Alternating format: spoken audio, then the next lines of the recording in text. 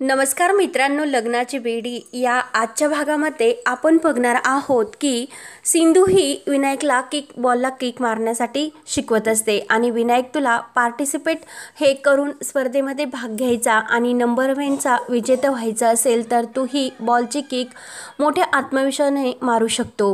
तेव्हा विनायक डोळे उघडतो आणि जोरात अशी बॉलला आपल्या पायाने किक मारतो। तर ते बघून राघव हा बॉल झेलतो आणि राघवला खूप आनंद होतो। सावी, सिंधू, मधू यांना सुद्धा खूप आनंद होतो। मधू मात्र बाजूला दरवाजातून हे सर्व बघत असते। तेव्हा राघव लगेच विनायकला उचलून घेतो आणि खरंच बाळा, मला तुझा आज अभिमान वाटतो, तू प्रयत्न केल्यानंतर खरंच सक्सेस होऊ शकतो। तेव्हा विनायक सुद्धा खूप खुश झालेला असतो। त्यानंतर लगेच राघव हा सिंधूच्या हाताला धरतो। सिंधूचा हात आपल्या हातामध्ये घेऊन म्हणतो की सिंधू, खरंच तू आज तुझ्यामुळे हे शक्य झालं। इतक्या दिवसामध्ये विनायकला पायावर चालता येत नव्हते, पण खरंच सिंधू, तू जगातली एक बेस्ट डॉक्टर आहे। सिंधूला सुद्धा खूप आनंद झालेला असतो आणि राघव आणि सिंधू यांच्या एकमेकांच्या हातामध्ये हात असतात। तर मधू हे सर्व बघून आणखी जळत असते। तेव्हा मात्र राघव हा सिंधूच्या हात सोडतो आणि जायला निघतो। तेव्हा मधू म्हणते की मला विनायक हा पायावर केव्हापासून चालत नाही। तर राघव म्हणत असतो की मी अनाथाश्रमामध्ये आत्ताच जातो आणि विनूबद्दलची सर्व काही माहिती मी घेऊन येतो आणि तुम्हाला त्याची मदत करतो। तेव्हा सिंधू ठीक आहे। तर राघव आणि सिंधू एकमेकांकडे बघत असतात। तर मधू ही विचार करत असते की ही सिंधू नेमकं राघवशी काय बोलत असेल। तेवढ्या तिथे रेश्मा येते आणि रेश्मा म्हणते की काय मधू, राणी वहिनी, तुम्ही हाच विचार करताना ह्या सिंधूला मी या घरामध्ये का घेऊन आले असेल। आणि हे बघा राणी वहिनी, तुम्हाला काकू सांगत होत्या की त्या सिंधूला विनायकची ट्रीटमेंट करण्यासाठी येथे आणू नको। तेव्हा आता तुम्ही बघतच राहा, हळूहळू सिंधू तुमचे सर्व हक्क आणि तुमच्या राघव आणि विनायकला सुद्धा तुमच्यापासून दूर करेल। तेव्हा मात्र मधू म्हणत असते, नाही, राघववर माझा पूर्ण विश्वास आहे, असे काहीच होऊ शकत नाही। तेव्हा रेश्मा म्हणते की तो नेकलेस दिला म्हणून तुम्ही इतक्या विश्वासाने हे सर्व बोलता का। तेव्हा मधूचा आणखीनच तीळ मात्र जळफळाट होतो।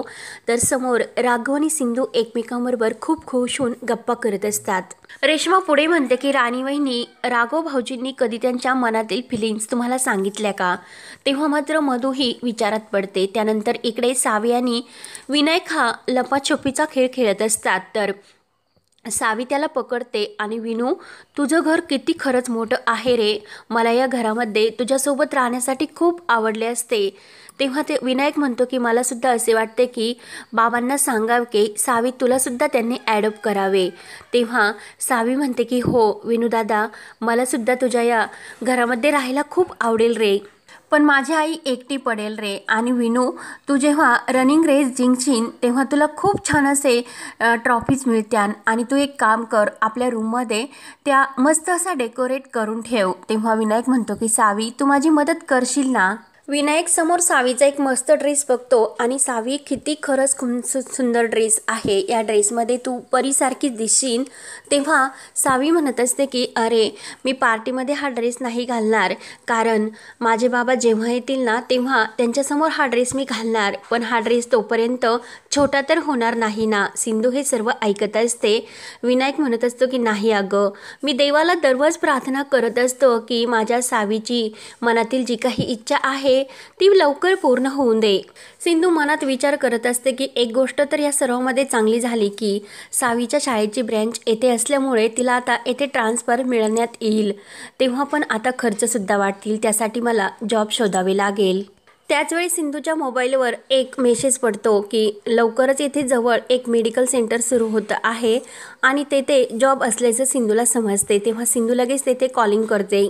त्यानंतर इकडे रत्नाकर काकूचे कौतुक सुद्धा करत असतो की तू खरंच विनायकच्या अनाथाश्रमामध्ये जी काही म्हणजे दान केले आणि त्यामुळे तेथील त्या अनाथ बालकांना त्यांच्या ह्या डोक्यावर छप्पर मिळाले। तेव्हा काकू म्हणत असते की अरे, एका हाताने केलेले दान हे दुसऱ्या हाताला कळायला कामा नये, त्या लोकांनी तुला का सांगितले असेल आणि आपल्या विनायकला सारख्या मुलांना तेथे राहण्यासाठी सोय मिळावी, त्यांना काहीतरी मदत व्हावी म्हणून माझ्या मनात तो विचार आला आणि विनायकाच्या कृपेने सर्व काही व्यवस्थित झाले. राघव आणि मधू हे ऐकतात आणि राघव म्हणतो की काकू खरंच खूप छान असे काम केले तू. राघव म्हणतो की काकू माझी सुद्धा बऱ्याच दिवसाची हीच इच्छा होती, पण आज तू केलेल्या कामामुळे माझी इच्छा पूर्ण झाली. तेव्हा लगेच मधू म्हणते की काकू तुमच्याकडून खूप काही असे शिकण्यासारखे आहे. रत्नाकर म्हणतो की आत्ता मला आठवले की त्या संचालकांचा फोन आला होता आणि त्यांनी तुझा फोन न लागल्यामुळे माझ्या मोबाईलवर कॉल केला आणि ते काहीतरी बाल आश्रमात मेडिकल सेंटर हे ओपनिंग करतात आणि त्याच्या उद्घाटनासाठी त्यांनी तुला उद्या हे बोलावले आहे. काकू म्हणते की रत्नाकर आपण उद्या तिथे जातोच, त्यामुळे तू तेथे चौकशी कर. राघव आणि मधूच्या नावाने काही आपल्याला दान करायचे आहे. तर मधू म्हणते कशाला. तेव्हा काकू म्हणते की आत्ताच तू म्हटली ना तुमच्याकडून खूप काही शिकण्यासारखे आहे, मग तुम्हाला एकत्र जीवन जगायचे, त्यासाठी तुम्हाला आशीर्वाद नको का. काकू म्हणते की एक काम करा, तुम्ही सुद्धा उद्या माझ्यासोबत आणि त्या आश्रमात चला, मला सुद्धा खूप छान वाटेल. तर लगेच दुसऱ्या दिवशी सकाळी लवकरच काकू राघव मधू हे अनाथाश्रमामध्ये आलेले असतात. तर ते फुलांचा बुके देऊन मॅनेजर काकूचे स्वागत करतात आणि लगेच तेव्हा सर्वांचा चहापाणी होतो आणि मॅनेजर काकूचे कौतुकसुद्धा करत असतात, कारण त्यांनी दान दिलेले असते. त्यानंतर लगेच मॅनेजर म्हणतात की चहा घेतल्यानंतर आपण उद्घाटनासाठी लगेच निघूयात.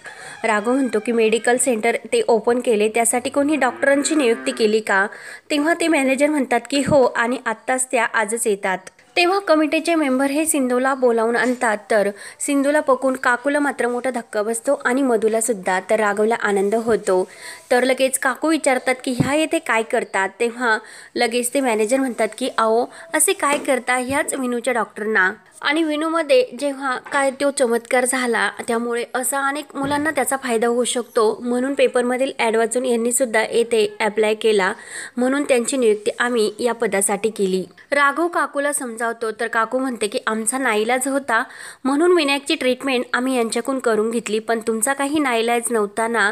तुम्हाला यापेक्षा सुद्धा यांच्यापेक्षा एक छान अशी डॉक्टर आणि खूप मोठी डॉक्टर या पदासाठी म्हणजे डॉक्टरसाठी मिळेल, तुम्ही यांची निवड का करता. तेव्हा सिंधूला राग येतो आणि सिंधू म्हणते की मी घरी जाऊन माझं रजिस्ट्रेशन हे ॲप्लाय तुम्हाला देते, म्हणजे मला ही नोकरी नाही करायची. तर सिंधू रागाने तेथून निघून जाते.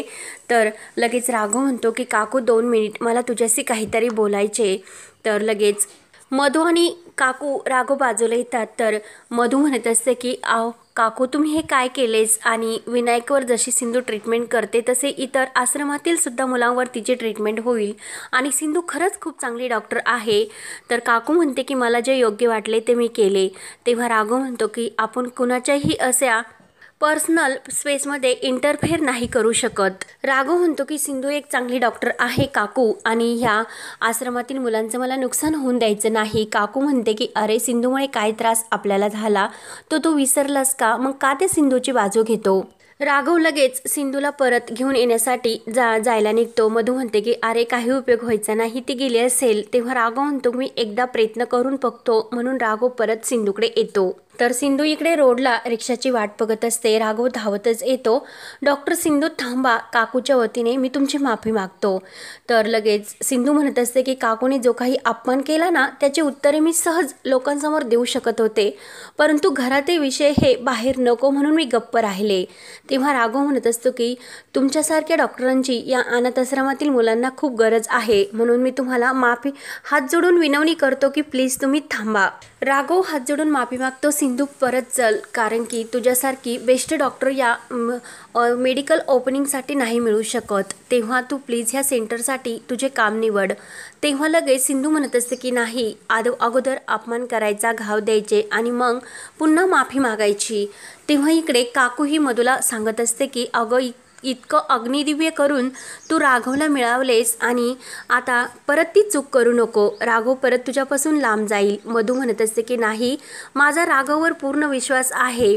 तेव्हा काकू म्हणते की आत्ता कुठं गेला राघव, सिंधूच्याच ना मागे. मधू म्हणते की त्यासाठी एक कारण आहे ना, ह्या अनाथाश्रमातील मुलांना सिंधूसारख्या डॉक्टरांची गरज आहे, म्हणून तिची रिक्वेस्ट करण्यासाठी तो गेला.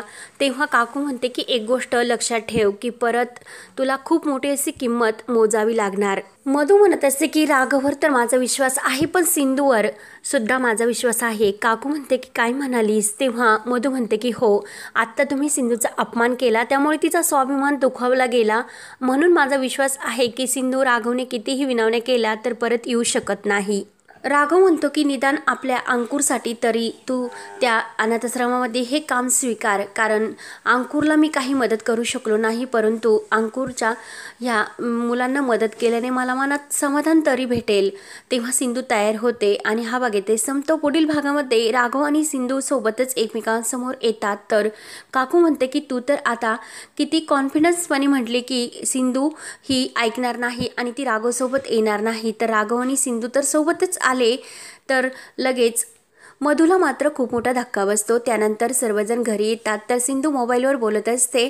तर काकू ही सर्वांसमोर राघवला म्हणत असते की अरे, लग्न झाल्यापासून तू मधूला कुठे बाहेर डिनर डेटवर घेऊन गेला नाही, त्यामुळे तू तिला प्लीज कुठेतरी अशा रोमॅन्टिक डिनर डेटवर घेऊन जा. तर सिंधूला हे ऐकून खूप मोठा धक्का बसतो. राणीला तर खूप आनंद झालेला असतो. तेव्हा आता पुढे काय काय होत राहणार हे पाहण्यासाठी चॅनलला नक्की सबस्क्राईब करत राहा. धन्यवाद.